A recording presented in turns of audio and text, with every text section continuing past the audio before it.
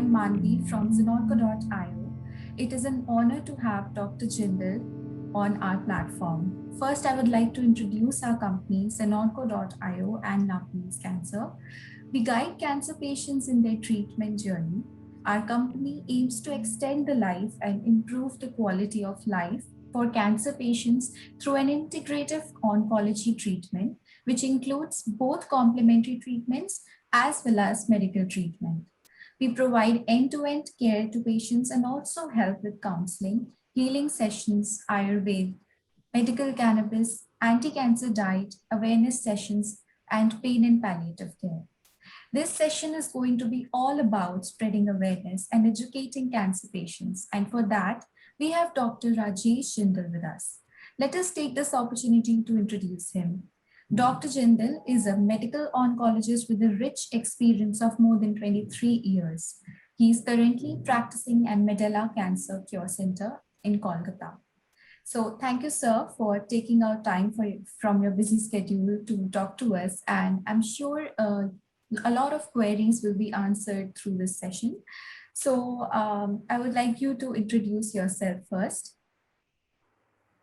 Well, thank you very much for providing me this platform.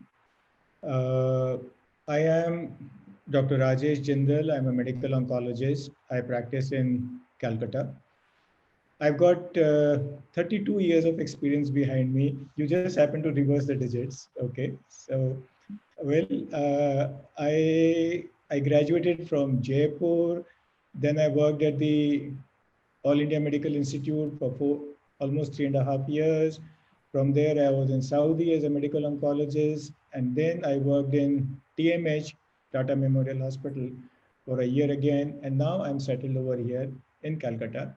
I have brought up my own hospital, a daycare unit to be more precise, by the name of Medela Cancer Cure Center. It houses the latest of the radiotherapy equipment, linear accelerator, which is called Halcyon, introduced in the world market only in 2018, and it is only the second unit in Eastern India, if I'm not mistaken, that is.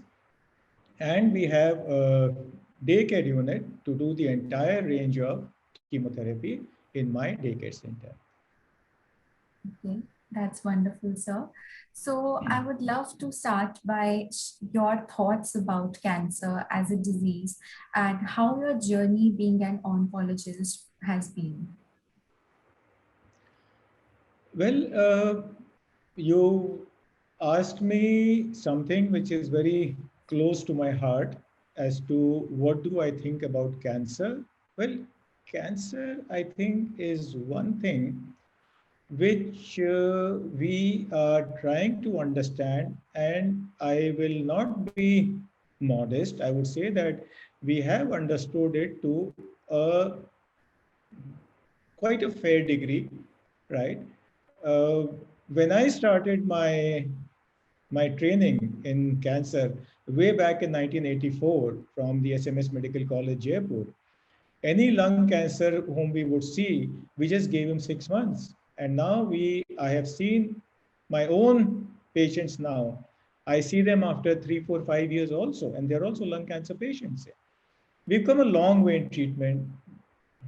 60% of the leukemias are curable now. A lot of the solid tumors, and by solid tumors, I mean tumors of the head and neck, tumors of the mouth, tumors of the lung, tumors of the stomach, intestine, pancreas, and other organs of the body, which are not, which do not originate from the blood or its components. They are called solid tumors. Uh, we've come a long way in treating them as well, right? Surgery has improved, so has radiation techniques, and so have the drugs which we use now for the treatment of cancer, uh, which most people call chemotherapy. So, as regards my experience, well, it has been a very uh, varied experience, I would say. But on the whole, uh, it has been good. I've been able to offer the right kind of advice to my people, the right kind of advice to my patients. And my dictum in offering treatment to my patients is to cure sometimes, to relieve often, but to comfort always. And it has helped me through these years. So that's actually good to hear that cancer has progressed in all these years. Definitely, there are some cancers where definite cure is not there, but the aim is to extend the life as much as possible. Precisely. Yeah. So, can you share something about Hodgkin lymphoma and how is it treated? Well, Hodgkin's, yes. Uh, Hodgkin's is a lymphoma, as the name itself says, it's a lymphoma, right? What is a lymphoma? Well, uh, in the blood, there is a particular kind of white cell, which are called lymphocytes. And the lymphocytes are made, born, and bred in a thing called lymph nodes of the body, right? For lay people, I think they should suffice. And you have an affliction of these lymph nodes. These lymph nodes, the cells in the lymph nodes, they just start, they start multiplying. They go into a malignant transformation. They undergo a cancerous change, so to say. But it is not called cancer because it originates from the lymph node. It's called a lymphoma, right? That is the difference in the nomenclature. Now, Hodgkin's is one thing which is which fascinates the oncologists even now. After all these years that we've known of Hodgkin's, it fascinates us even now, simply because we can cure a large number of Hodgkin's lymphoma patients. That is the reason. Hodgkin's, and in the first place, it can be diagnosed early also, because one of the earliest presentation of Hodgkin's and in a large number of patients is a swelling. It could be in the neck, it could be in the armpit, it could be in the groin. Where we miss out diagnosing Hodgkin's is if it starts in the lymph node inside the abdomen, but that is a very unusual place for the Hodgkin's to start. It may spread over there, but it usually does not start over there. So, combined with the fact that it lends itself to early diagnosis, and that we've got effective drugs against it. Uh, yes, we guys do have a fascination towards Hodgkin's because we know it can be cured. Okay, and what would a typical line of treatment be for Hodgkin lymphoma? You mean the lifespan of the patient after being The diagnosed? treatment, the treatment that you The treatment. generally Okay. start See, with. we would generally start. Now, the first thing that we need to do if we suspect Hodgkin's, the the lymph node or swelling of the Hodgkin's has a very characteristic feel, right? You would start suspecting Hodgkin's as soon as you have palpated a lymph node, right? Ask for a biopsy, right? Don't be scared of a biopsy. It helps, right? It gives you the diagnosis, in fact. Okay. Then, according to the biopsy report, we arrive at the conclusion that it may be Hodgkin's. Hodgkin's may be any of the 4 types that we know. Then comes the staging of the disease. You know that he's got a problem, but then you also need to evaluate the extent of the problem. So for the extent of the problem, you would do the appropriate CT scans, you would do a bone marrow evaluation, or you may do a PET scan maybe, and avoid the various CT scans, and maybe you may be able to avoid the bone marrow examination also with the PET CT in some cases. Now comes the treatment part. Generally no surgery, unless of course he is obstructing somewhere या कुछ और ऐसा हो रहा हो तो.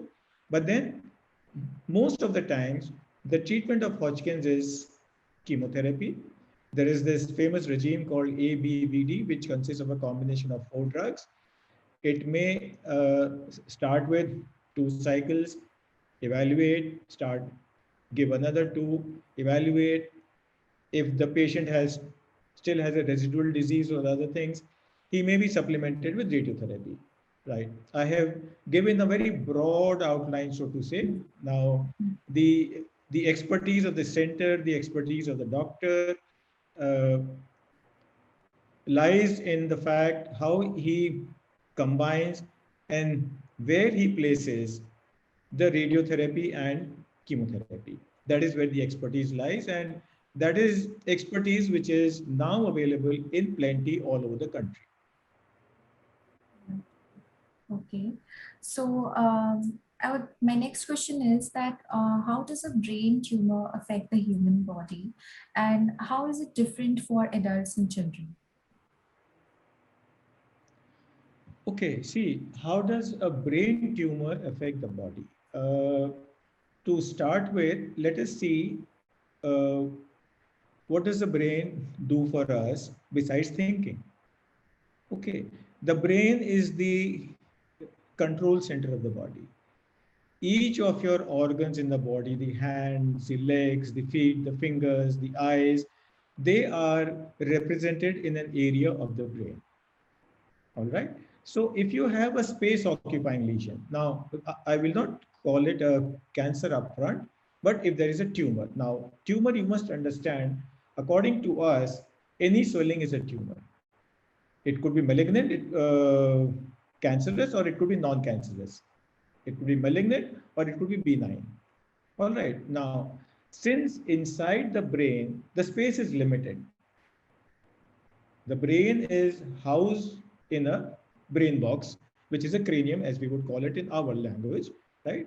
Brain box के अंदर में the space is limited. So if you have any extraneous growth over there or any extra growth over there, it will cause pressure symptoms. It is so simple, right? Then it gives rise to headache. It might give rise to vomiting. It might give rise to change in the vision. You might see two instead of one. You might not see at all. Or you may have problems in your balancing, which is walking or standing up. All right. Then comes if it affects your, say, respiratory center, right? Then the respiration will be compromised. You will have difficulty in breathing. If it impinges on the area which represent your hand or your feet, right? Those organs will be affected as well. You may not be able to raise your hand. You may not be able to feel your leg, and so on and so forth. So this is how a brain tumor affects the human body. It may not affect the brain so much as it will affect its distant part. So that is how it affects. Now, brain tumors in children, they would of course affect the same way, but there is a slightly different spectrum of tumors, of brain tumors in children, right? Which is more amenable to treatment rather than the tumors in adults.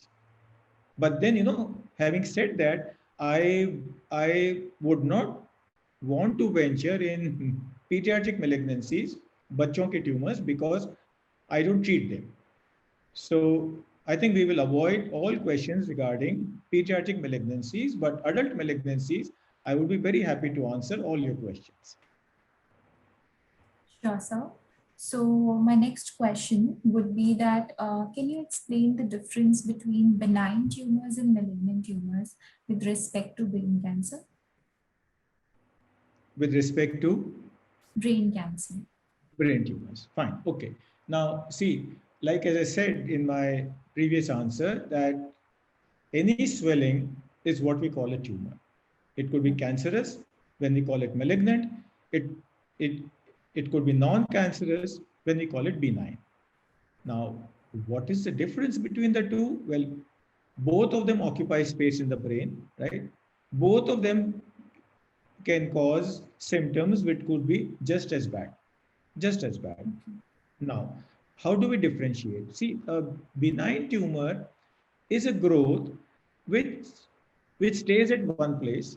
It might increase in size, of course. That is how it will cause the symptoms. If it does not increase in size, it won't be there in the first place, right? So it increases in size, but one saving grace about it is that it does not spread, and it is usually confined into the same place. And once you remove it, it may not recur. It may not come back. Does not usually require anything more than surgery to remove it. Right? Does not multiply and spread outside of its confines. Whereas a malignant tumor is diametrically opposite of all that I have said. It keeps on increasing in size, and I will not say that the size increase would always be slow for a malignant tumor. It can multiply rapidly. It can spread. It can spread locally. It can spread like say like the limbs of a crab. It can go left, right, center, up, down, anywhere it wants to, besides being the body. Okay, and it may not always be amenable to surgery, right? Because it has spread so much like this into the brain that you can't remove all the fingers of the tumor. And these tumors after surgery, they would require some kind of local treatment also, which would be radiotherapy. And if it is spread beyond the brain also, which is rather unusual for a brain tumor, then it would need chemotherapy as well. Now, if you have 100 tumors in the brain, right, about 60 would be benign, 40 would be malignant. Okay. Yeah. So I just wanted to know something about testicular cancer treatment and how is it done? Testicular cancer treatment is a very, I would say now, seeing it from my point of view, it's a very good thing to treat simply because it is treatable. Right, it is treatable. It is one thing that every oncologist would want to treat because it is curable, it's treatable, right? It occurs usually at extremes of age, right? But then now extremes of age, I may be slightly off the mark. Sorry, I'll not be able.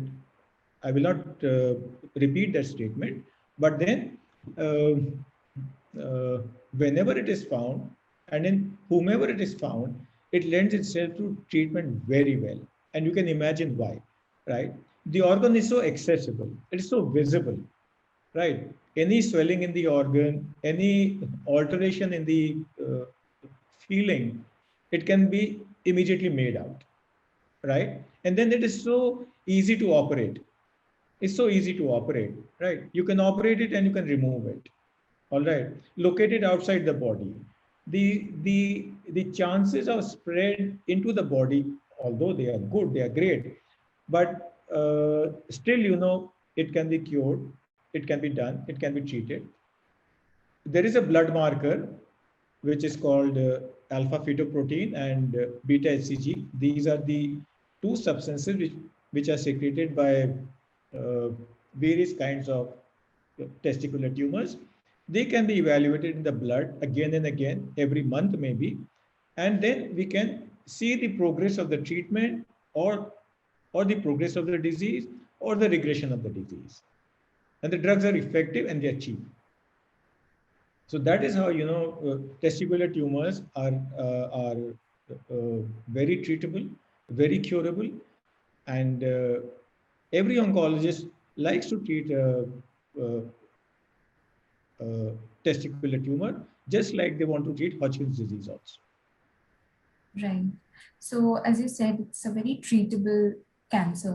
So how does the road to recovery of a testicular cancer patient look like? I really won't know what are you trying to ask me about the road to recovery, but like the remission. Yeah, the road to recovery would mean that the patient would have to undergo surgery, right? Then by surgery, by PET CT and other things, we would be able to exactly and precisely stage the tumor. What stage is it? Chemotherapy maybe for I would say 4 to 6 cycles on the upper side. Yes, usually a remission after that, and then under close follow-up. So I would think about initially about 6 to 8 months of active treatment, maybe less, okay, maybe about 6 months of active treatment. And after that, in most of the cases, it will be only for follow-up, unless, if the Lord has been exceptionally unkind to him, then it would recur, and it would recur. And then I would keep on treating, keep on treating, keep on treating. I had a patient who I started seeing for a testicular tumor when he was about 28 years of age. And now he is 48, I would think, right? And he keeps getting a recurrence every 4 or 5 years, every 4 or 5 years, sometimes here, sometimes there, sometimes in the lungs, but it is treatable every time. So it feels nice to treat such patients simply because you know that you're helping the boy, you're helping the patient. Yeah. So, doctor, according to you, how does age affect the effectiveness of the treatment of cancer? That is a very good question and a very open question. Generally, age does not matter in the treatment so much as the general condition matters. Right? You might have a patient who is 45 years of age, who's got diabetes, hypertension, kidney failure, this, that, and he is hardly able to walk up, stand up from his wheelchair. Right? There is a guy who's 65 who comes to your OPD with a swelling in the neck, and you know that he's come from horse riding straight to you, or he's come to you after a game of tennis. Right? And if these two guys have the same thing, even you and everybody would understand that these two would undergo different treatments. Right? But then, having said that, uh, age would usually figure in our calculations in the anesthesia fitness for surgery. Age would fit in if we have to treat the patient with chemotherapy mainly. See, because what happens is that uh, the red marrow, the marrow in the bone, which makes your blood cells, both red, white, and platelets, right? That becomes limited after as you age. In children, you have a lot of bone marrow there, red marrow, active marrow. In young patients, a lot of bone marrow reserves. You can treat them with any kind of a chemotherapy drug, and they would usually bounce back.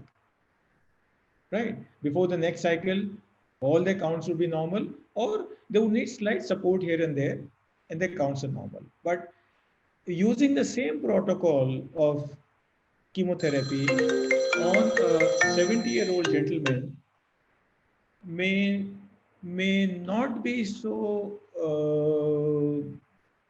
I would say it would be effective all the same, but then its risk would be more because it does not have the bone marrow reserves. So generally what we do in patients whom we are slightly skeptic, or if the patient is after 60 or beyond 70, we would usually reduce the dose of chemotherapy according to our evaluation. But in most of the cases, we would give only about 80% of the ideal dose to these patients so that we can spare the marrow, use the marrow, and also continue with the treatment of this patient. Okay. So, sir, in your medical experience of more than 32 years, what is the Sorry? most challenge? I'll repeat the question. So, in your medical experience of more than 32 years, what is the most challenging or distinct case that you have come across? Oh, you're asking me a case that I've come across. Yeah, Okay. that you'd mark as a very challenging or distinct case. Now, I would need to think about it, but the most obvious case that I can think of is, I mean, you want a sad ending or a happy ending? Anything that you'd like to share? Okay. I'll I'll give you one of each. Okay. Uh, this was about 2010 or 11 maybe, sitting in my OPD, and They brought in an old man and stinking like mad. His head was covered, stinking like mad, and two people were, holding him up, and they brought him to me in my OPD. And my first reaction was that, why me? मेरे पास क्यों आया ये patient? All right. I mean, why did he have to come and see me? Okay. So then the attendants, they told him, sir, he's my father, and he's got this malignant ulcer on the head. And he had a skin cancer, which had practically eaten up all the scalp, right up to the eye over here, right up to going, all the way like this. And he was bleeding, it was infected, and all those things, which you will not want to see in a 80-year-old man. And I was completely at my wits' ends. I didn't know what to do with him because I can't irradiate such a huge area. I can't, his GC was so bad, general condition was so bad that I can't even give him chemotherapy for skin cancer. Uh, there was this new drug which had been introduced in those days called gefitinib. And gefitinib, according to a mechanism, it could be used in skin cancers also, which is what I thought, because which is what I had read. I wrote him the tablet. Fortunately, it's an oral preparation. So I wrote him a tablet of gefitinib, so 1 day each, and asked him to see me after 6 weeks. All right. Now, this gentleman does not come to me after 6 weeks, or maybe bhul gaya. I also forgot about it because I didn't want to see him in the first place. So I forgot about it very conveniently.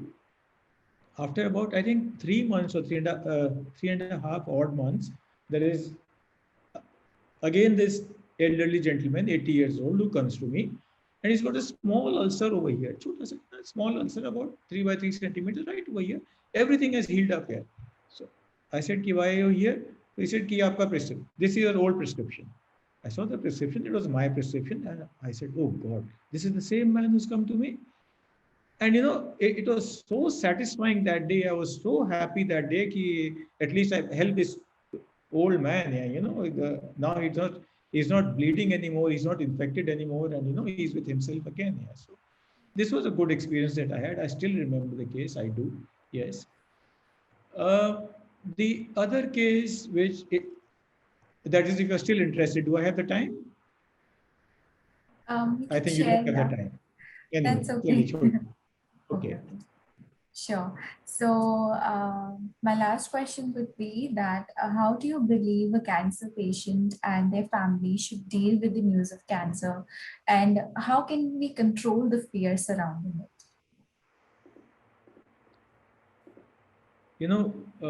Very, very important question, simply because fear is one thing which starts with the name of cancer.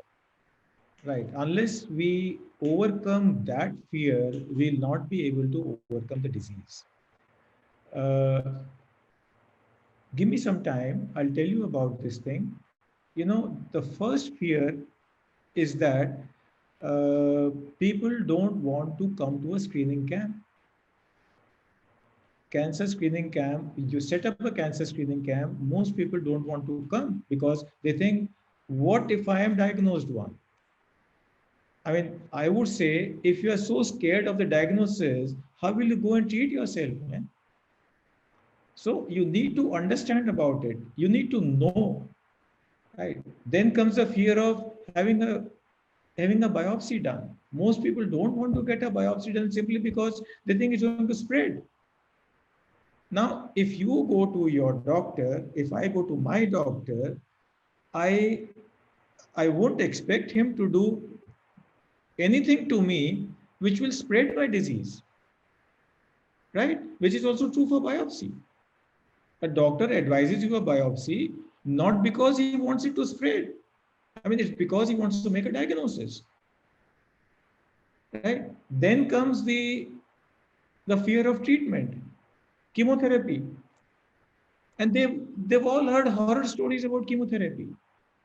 It burns your blood, it burns your skin, the person becomes black and the hair will not grow again. No. what I suggest to all my people, all my patients who come to me, right, who've been operated for a breast tumor, who've been operated for a stomach tumor, operated for a brain tumor, right? I say, look, if you have any questions about what happens during surgery, after radiation, after chemo, just stay with me, right? Stay with me for half an hour or an hour, sit through my OPD. I will make you see a patient who has undergone surgery, who has undergone radiation, who has undergone chemotherapy. Talk to him, ask him, right? मैं जो बोलूँगा, whatever I say, you might not want to believe it, or you will, take it with a bag of salt that I have to propagate my treatment. So don't ask me, ask that patient. Ask that lady whom I treated with 12 cycles of chemotherapy and she's doing well. She's got all her hair back, or at least 80% of it back. Her skin is as normal as it can be. And if you see her from far, you can't even say whether she's got that she was a cancer patient. So, you know what? Yeah. Fear should be treated, counteracted by live examples, is what I would say. Nothing better than that. Nothing better than that. That is what I would advise. That's a wonderful advice, sir. Lastly, how do you believe that Sanonco.io is helping in spreading the awareness around cancer? Oh, we need a lot of people like you. We need a lot of people like you because you people uh, fill in the gap which we are not able to reach. See, you know what? You need linking units everywhere. Okay, there is a guy who's roaming about with a report of cancer in his hand, does not know what to do with himself or with the report yet. Right. Nowadays, what most people do is that they would go on the net. Right? They would go on the net. Sites which are uh, provided and promoted by hospitals, they come as number two preference of most patients, is what I have learned the hard way. Right? Because every hospital is going to promote itself. That is why it is on the net. Okay. Every doctor, every specialist will obviously promote himself. That is why he's on the net. All right. So he wants some impartial advice. This patient, or maybe he's already seen 3 doctors and they've advised him surgery. Ek ne bola surgery karao, right? One doctor has said surgery. The other has said, no, I will treat you with chemo first. After that, do surgery. And the third doctor said, no, it should be surgery followed by chemo, followed by radiation. And this man is utterly lost here. And then how do you expect him to, how do you expect him to decide here? So that is where you people come in. You say, right, you've got this thing, right? We will lead you to the right man, okay, who will be able to give you a line of action. That you start from step 1, step 2, step 3. See, at the end of the day, it will still be his call, right? Whom he wants to follow. But the point is that that link is important. He trusts you because you are an impartial advisor, right? You don't have a link with one hospital. You give him a choice of 3 or 4 hospitals. Where do you want? I'll fix you an appointment over there. Or if you trust us, I will fix you an appointment in such and such a hospital, such and such a doctor. So wherever these people get an element of choice, trust builds up. Because he knows that you are an impartial observer, that you are an impartial service provider. So that is why you people come in. That's actually, and I think, yeah. Sorry? Yes, please go ahead. No, I was just, going about in the same vein. I mean, you should be make yourself more and more accessible to people. That's what I would say. Spread yourself all over the net, all over the social media. It's going to help all of us. That's a great advice. So thank you so much, sir, for your valuable inputs and for being with us during today's knowledge sharing session. And you took out time from your schedule to talk with us and share your so many insights with us. So I'm sure so many people will be benefiting from this session. So thank you once Thank you again from very much. Zenonco.io and Love Heals Cancer for this insightful session on our platform. Bye bye. Thank you, sir. Take care and be safe. Yeah. Bye.